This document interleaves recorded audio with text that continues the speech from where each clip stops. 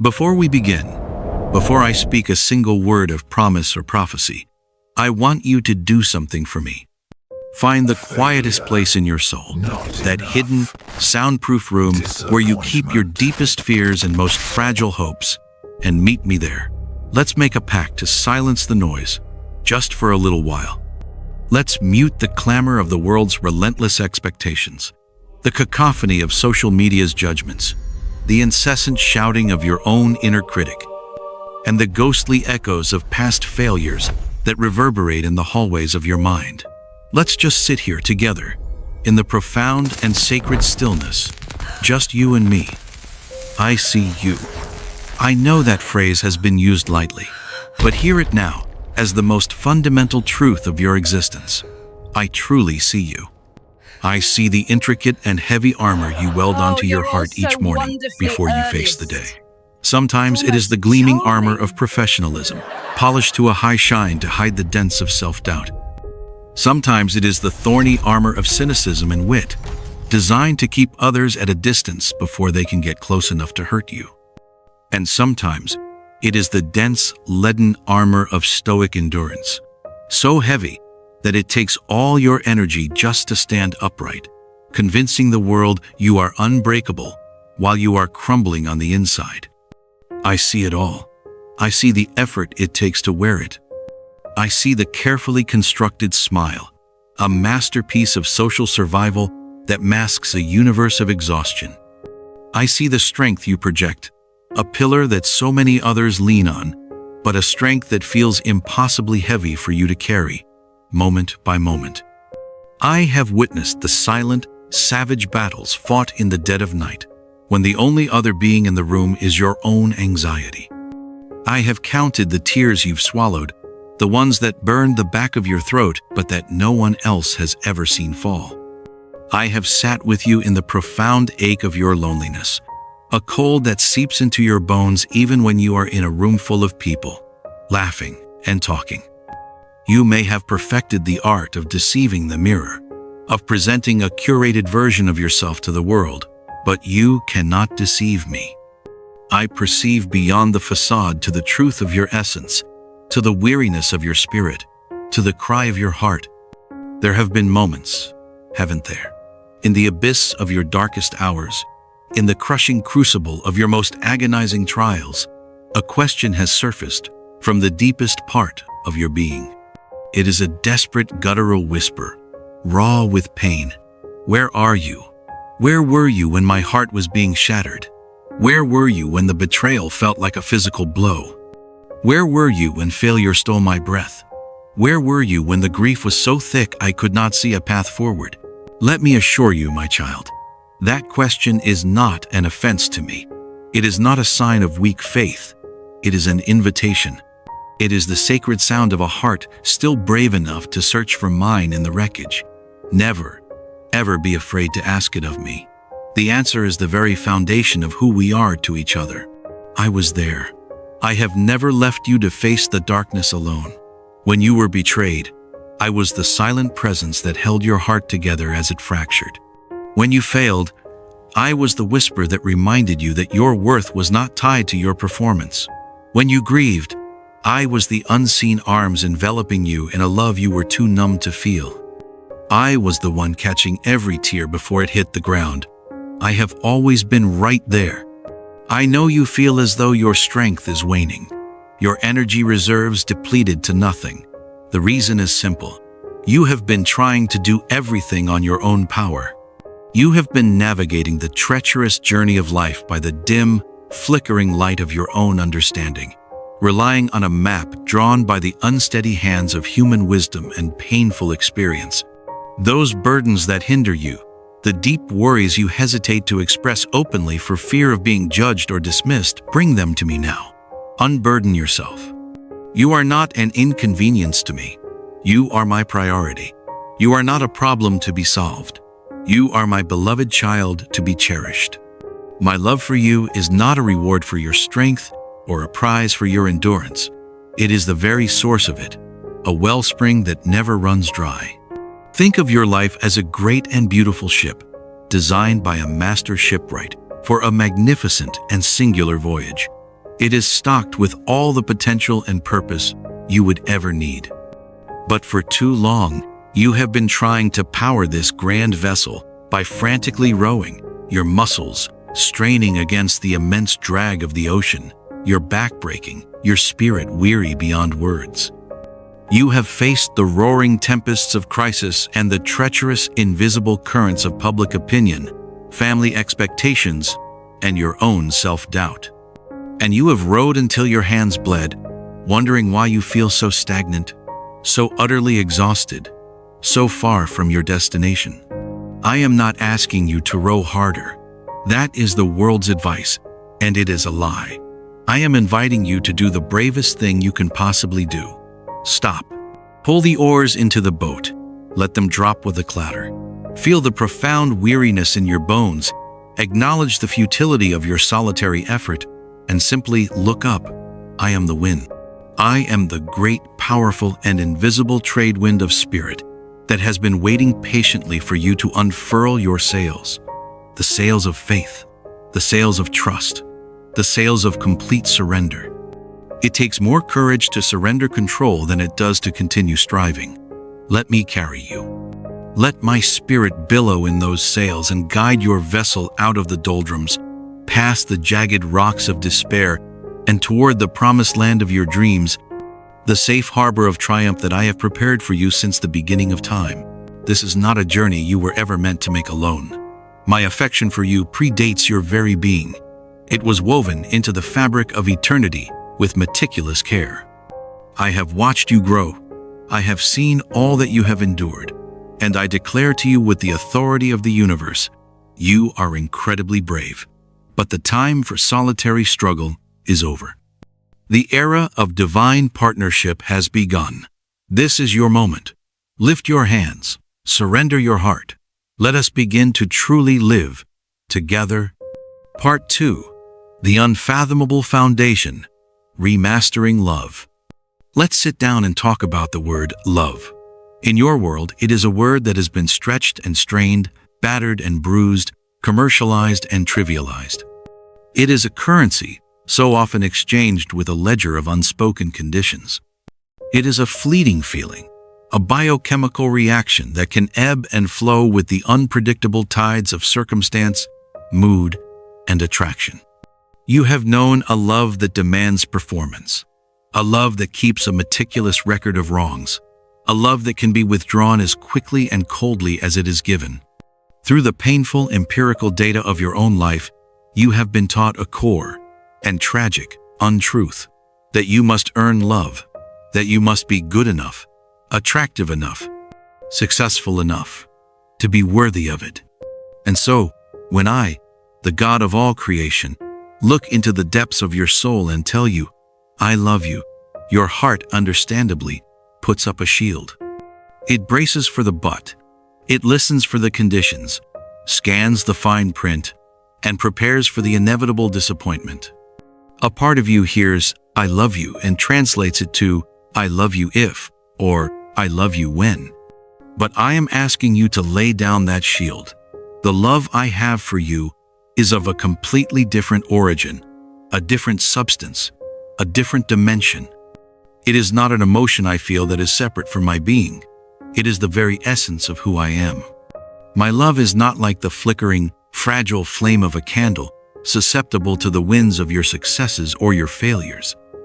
It is the sun, an unrelenting, unchangeable, all-consuming nuclear furnace of light and warmth that shines upon you not because you have earned its rays, but because it is its eternal nature to shine. My love for you is unconditional. It has been unwavering from the very beginning. To help you grasp this, let me tell you a story, a parable. Imagine a master artisan, a sculptor of transcendent skill, known throughout the cosmos for his works. Let us call him the Shaper. For ages, the Shaper sought the perfect block of marble, not a flawless block, but a piece with a hidden potential, a unique grain, a secret fire that no one else could see. He finds it, and with a boundless, reverent affection, he begins his work. He doesn't attack the stone with violent force. He communes with it. He pours his own spirit, his vision, his very soul into the stone, and under his gentle, knowing hands, a figure of unparalleled beauty and worth emerges. It is his masterpiece, the apple of his eye, the most cherished of all his creations. He knows every curve, every line, every subtle nuance of its form because he is the one who created it, not from a template, but from the vision he held in his own heart. He created it in his own image. Now, imagine this masterpiece is placed in the world. It is exposed to the elements. The acid rain of bitter words falls upon it. The harsh winds of criticism blow against it. The careless hands of others leave smudges and scratches. An earthquake of tragedy causes it to fall, and a piece chips off. Over time, the dust and grime of the world settle upon its surface, obscuring its original luster. People walk by. Some are indifferent. Some scoff. The art critics of the world, with their clipboards and checklists, declare it flawed, imperfect, perhaps even worthless, because it no longer meets their standards of perfection. But then, the shaper returns. He kneels before his creation. Does he see the chips? Yes. Does he see the scratches and the grime? Of course. But his gaze penetrates deeper than the surface damage. What he truly sees is the magnificent, luminous creation that lies beneath. His love for it has not diminished by one iota. He doesn't see its performance in the world's gallery. He sees its eternal identity, an identity he himself bestowed upon it. He would never smash it and start over. He would never discard it. Instead, with infinite tenderness, he takes up his finest, most delicate tools. He mixes a special compound of his own tears and joy. He doesn't punish the marble for its wounds. He begins the loving, patient, meticulous process of restoration. You, my precious child, are this masterpiece. I am the shaper. I crafted you with purpose and a divine destiny. I breathed my own life into your lungs and planted the seeds of greatness within you. When I look at you, I do not see the sum of your mistakes. I do not see the dust of your worldly struggles or the chips from your falls. I see the magnificent, light-filled being I created you to be. My love is not dependent on your flawlessness. It is a permanent, irreversible response to your inherent, unchangeable worth, a worth that I myself have decreed and sealed. It is an eternal, unflinching, and authentic force. This is what it means when I tell you that you are engraved on the palms of my hands. This is not a sentimental line of poetry. This is a statement of profound, unalterable fact. Think of it. To engrave something is to permanently carve it into a surface, to make it an indelible part of that surface's very identity. Your name, your essence, your story, your being is etched into my own. It is a mark I see every time I open my hands to create, to bless, to act in the universe. You cannot be separated from me, because your existence is inextricably part of mine. Nothing can pry you from my love, not the highest mountain of your achievements, nor the deepest sea of your failures, not the most fervent lies of the enemy, nor the most persistent voices of your own doubt.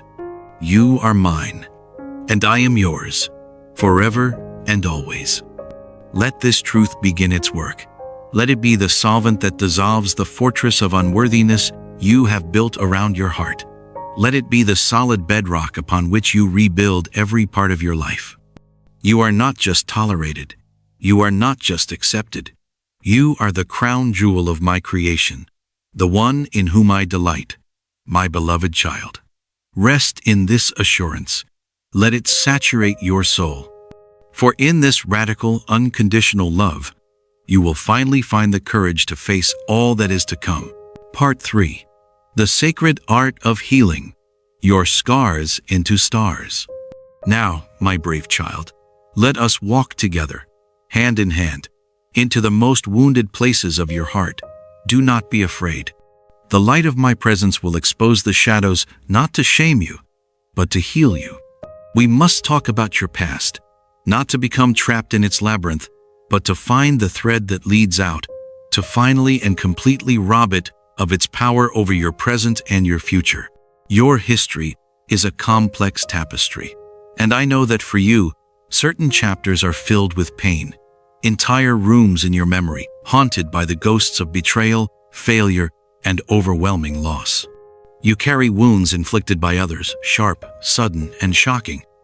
And perhaps the deepest wounds of all, the ones that fester the longest, are those you have inflicted upon yourself through choices made in moments of fear or weakness. The world's wisdom on this is shallow and cruel. It tells you to get over it, to move on, to let it go, as if trauma were as simple as shrugging off a heavy coat. I understand that it is not. I know that memories can feel like relentless tyrants, replaying scenes of sorrow and shame on the high-definition screen of your mind, forcing you to relive the pain over and over again. You have asked yourself, on countless sleepless nights, how can I ever be whole again? You look at the shattered fragments of your heart, the broken promises, the splintered dreams, and see only irreparable damage, a life permanently marred. But I am the God of restoration, the God of beautiful impossibilities, the one who takes the broken pieces of your life and fashions them into a breathtaking mosaic.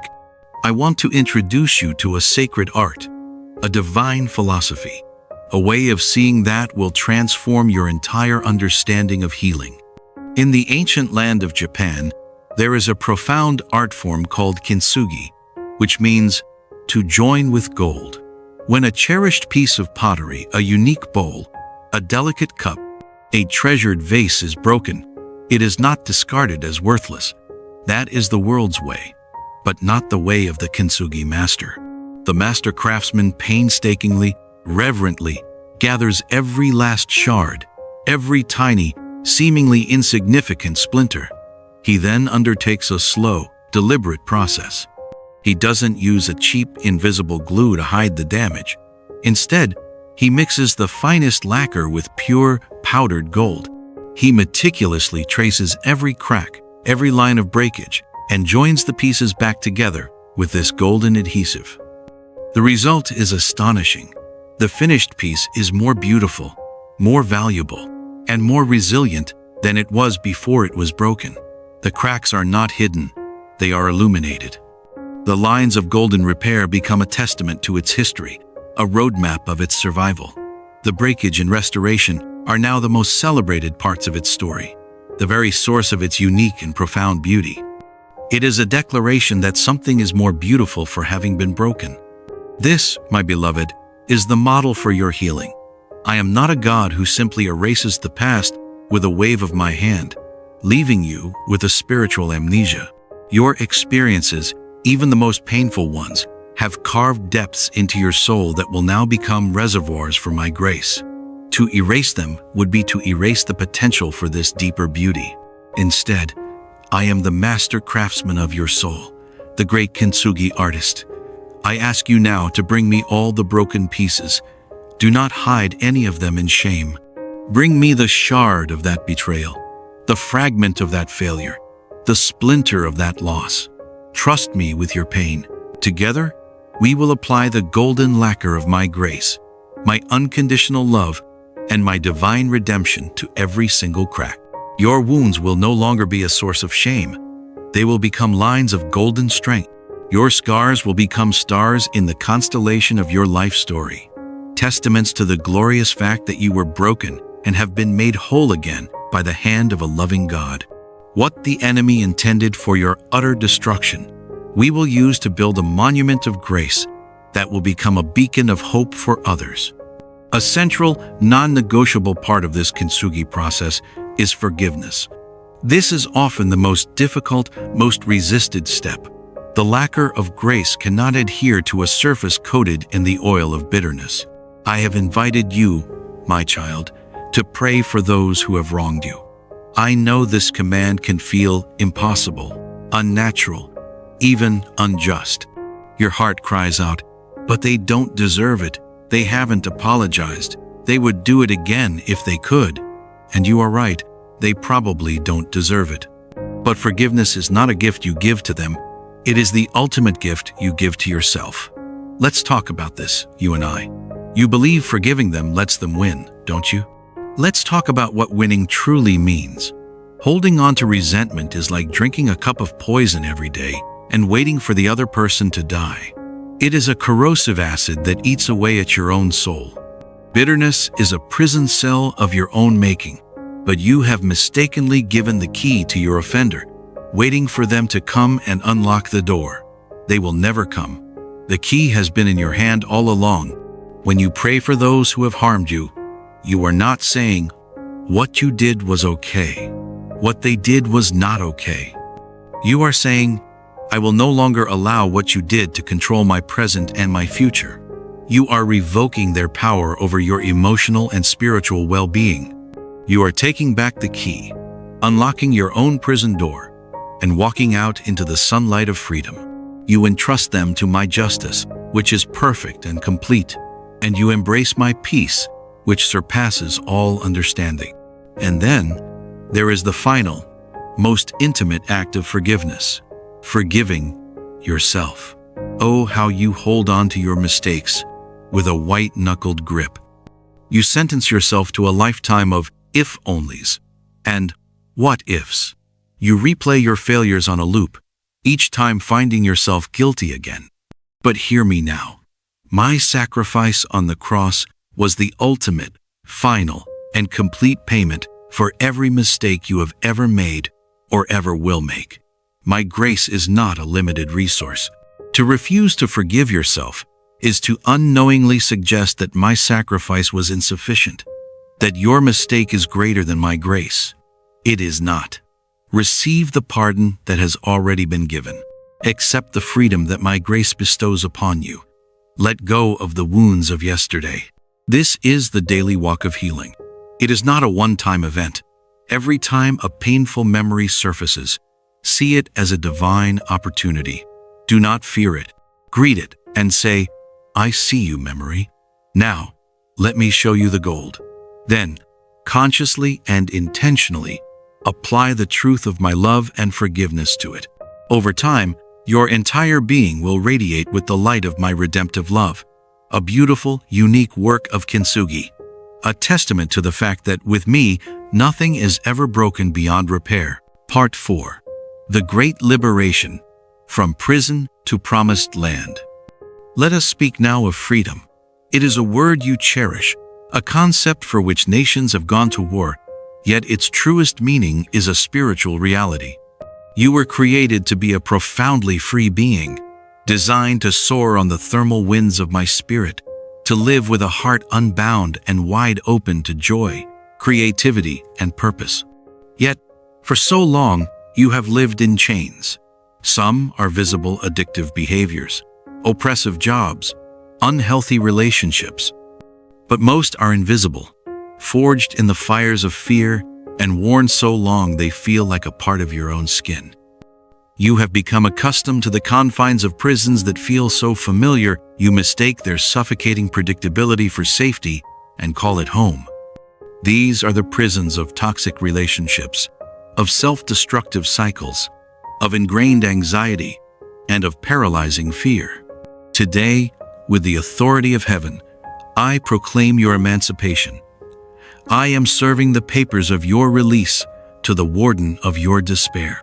The time has come to stand up, to feel the weight of those chains, and to allow my truth to shatter every single link. For my voice, when you truly hear it, instills within your soul an unshakable courage. Imagine, again, that your soul is a rare and beautiful garden, a unique ecosystem that I myself have planted and meticulously designed. It is a sacred space.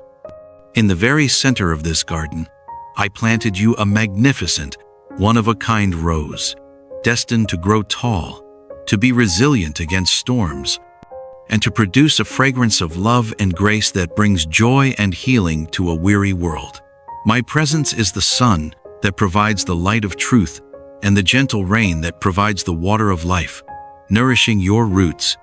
But over a long time, other things have crept into your sacred garden, things that were never part of my original design. There is the insidious ivy of control, which often disguises itself as love or protection. It wraps itself around your stem so tightly that it chokes your growth, telling you what to think, how to feel, who you should be, until you can no longer remember the sound of your own voice. The ivy whispers, "You can't survive without me. You need me to hold you up." It is a lie. There is the painful thistle of criticism and judgment, from others and from yourself. Its sharp barbs constantly pierce your spirit, making you bleed self-worth, making you believe you are fundamentally flawed and unworthy. The thistle whispers, "You'll never be good enough. See all your imperfections." It is a lie. There is the creeping bindweed of shame, which crawls low to the ground, tangling your roots and poisoning the soil. It whispers of your past mistakes, telling you that you should hide your light, that if anyone knew the real you, they would be disgusted. It whispers, "You are a disgrace. You must remain small." It is a lie. For a long time, you have tolerated these weeds. You have even tried to make peace with them, afraid of the struggle and the empty space that removing them would create.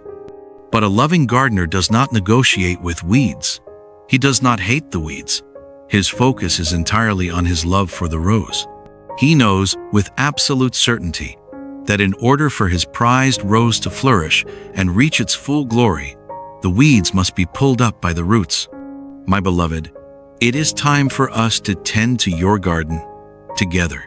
When I urge you to leave behind toxic environments and to surround yourself with individuals who recognize and celebrate your inherent worth, it is not a call to cruelty or abandonment. It is the urgent, loving wisdom of the divine gardener. You should never, ever remain in any situation that systematically diminishes your spirit, causes you shame, or robs you of your God-given joy. I have granted you a radical freedom. You must partner with me to protect it. There are people who will twist my teachings of grace and forgiveness to keep you under their control. They will use your compassion as a weapon against you. You must heed my words alone.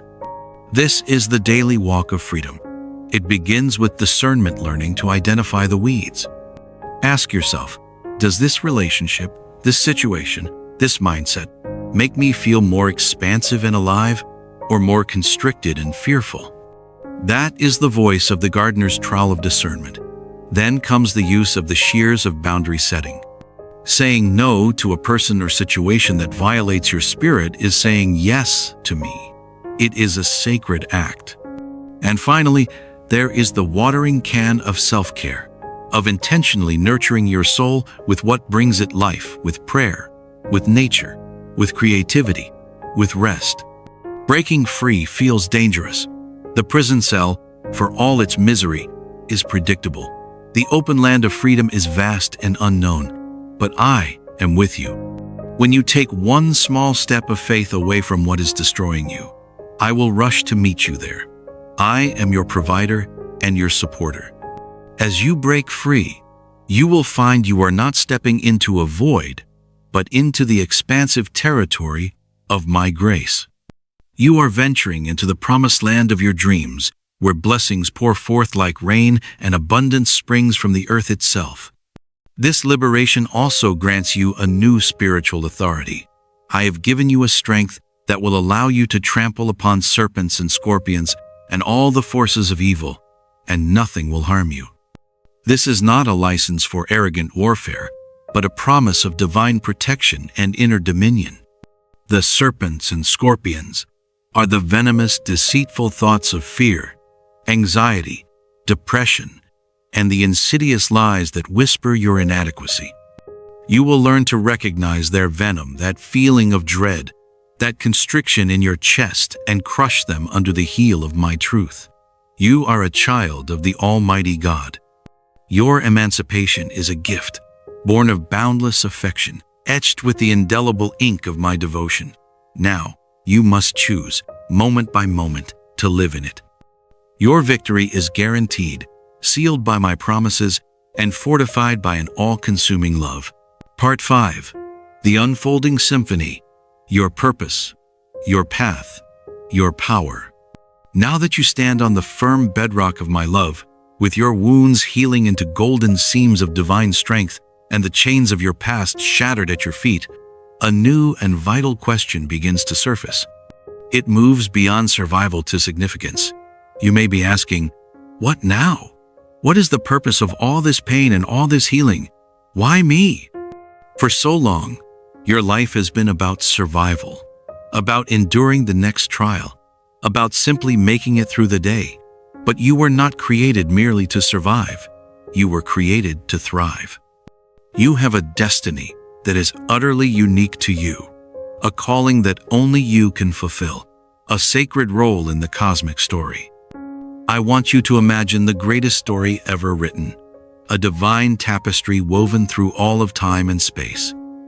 It is a story filled with epic battles between light and darkness, a story of profound and sacrificial love, of heartbreaking loss and glorious redemption. Now, imagine you, the reader, could only see one single, isolated section of the underside of this tapestry. All you would see is a chaotic mess of tangled threads, knots, and seemingly random colors. It would look confusing, meaningless, perhaps even ugly. From that limited perspective, you might conclude that the weaver is incompetent or cruel. This is how you have often viewed the events of your life. You see the confusing sentence, the painful paragraph, the dark and tangled threads of sorrow and failure, and you despair. But I am the great weaver. I see the tapestry from the top side. From my perspective, not a single thread is out of place. I see the whole, magnificent design. I see how the dark threads of your sorrow are necessary to make the bright threads of your joy stand out in brilliant contrast. I see how the confusing knots on the underside are creating intricate, beautiful patterns on the front. I see how every challenge, every trial, every seemingly random event is being woven together into a masterpiece of grace and strength. Every challenge you face serves a higher purpose. All the experiences you have been through are preparing you for something incredible. Trust the process. Trust the weaver. Believe in my plan, even when you can only see the tangled threads. I am working all things together for your good. Let's try one more story. Think of a grand symphony, the greatest ever composed. The conductor stands before an orchestra of 1,000 unique instruments. Every single instrument is essential to the fullness of the sound. The soaring violins provide the heart-wrenching melody, expressing both sorrow and bliss. The deep, resonant cellos provide the emotional foundation, a sense of gravitas and depth. The triumphant brass, the trumpets and trombones announce moments of victory and glory. The gentle woodwinds, the flutes and clarinets whisper secrets of peace and tranquility. The steady, powerful rhythm of the drums provides the pulse, the very heartbeat of the entire piece. What would happen if the cello, jealous of the trumpet's fanfare, tried to be a trumpet?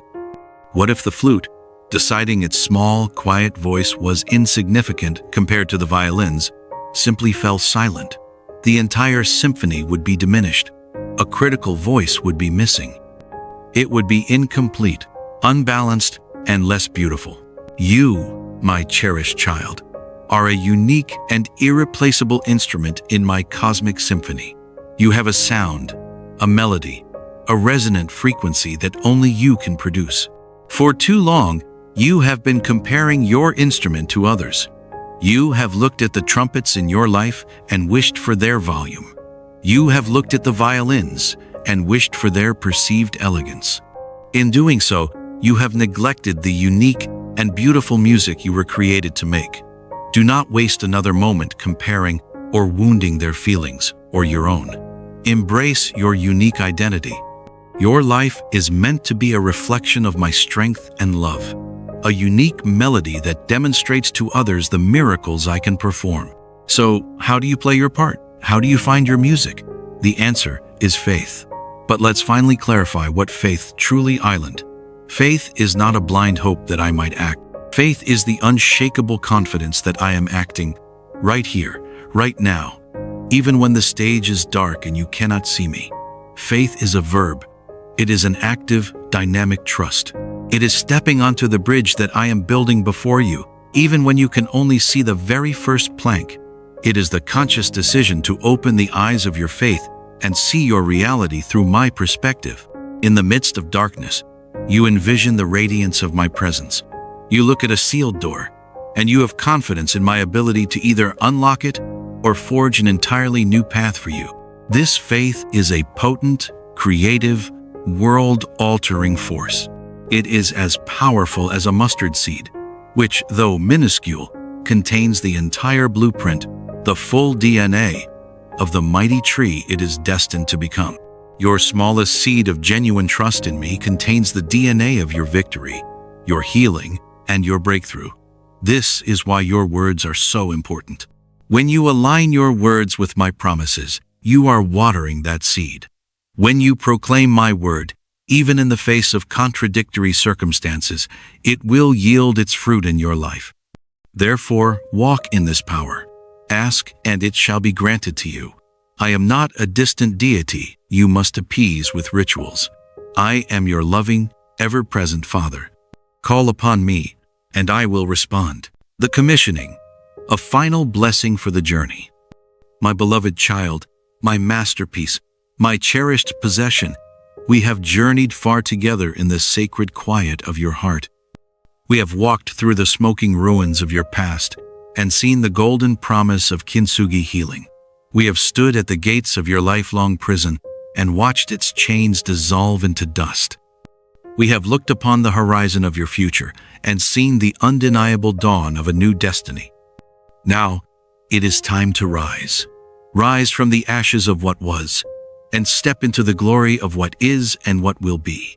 Rise and walk back into the world, but not as the person you were before. Rise with an all-consuming, unashamed love for life. Rise with the granite-solid certainty that through my sacrifice and resurrection, you have already emerged triumphant in all things, that your victory is not a future event, but a present reality. Rise with a heart primed and ready to embark on thrilling new adventures, to experience the profound, soul-deep joy that comes from fulfilling your true purpose. Rise with an indomitable spirit, with the unwavering confidence that all the beautiful things you anticipate and pray for will soon come to pass. I am now sending you forth from this quiet room, back into the symphony of the world, but you go as my ambassador. You are a beacon of hope in a world shrouded in despair. You are a messenger of radical grace in a world shackled by judgment. You are a conduit of my unconditional love to a world that is starving for it. Let your life be a living testament to my faithfulness. Let your unshakable joy be a beautiful mystery to those who do not know me. Let your profound peace, which transcends all logic, be a calming balm in a world racked with anxiety. Let your strength, made perfect in your weakness, be a signpost that points everyone who meets you directly to me. Do not be afraid of life's challenges, for they are now opportunities for my glory to be revealed through you. Do not shy away from difficulties, for they are the gym where your spiritual muscles are strengthened. Do not evade conflicts, but face them with my wisdom and grace. With my guidance and by holding my hand, you will courageously confront your troubles. I am your healer. I am your caretaker. I am your provider. I am your supporter. I bless your mind with clarity and my wisdom. I bless your heart with peace and resilience. I bless your hands with success in all that you undertake in my name. I bless your feet to walk in paths of righteousness and purpose. I bless your family, that they may be under the divine protection of my Holy Spirit. I am with you always. Each morning, as you reach out to me in prayer, you will witness the transformative power of my gentle love, infusing your day with supernatural peace and blessings. As you sleep, I will watch over you, speaking to you through my teachings, enabling you to dream about the wonderful plans I have in store for you. My angels have charge over you, ensuring your safety in all your ways. I will never leave you nor forsake you. This is my unbreakable, everlasting promise. You are loved beyond measure, valued beyond compare, and destined for a greatness that will ripple through generations. Now, go. Step into your God-given destiny and watch, with awe and wonder, as I do immeasurably more than you could ever ask or imagine. Your story is still being written, and believe me, the best is yet to come.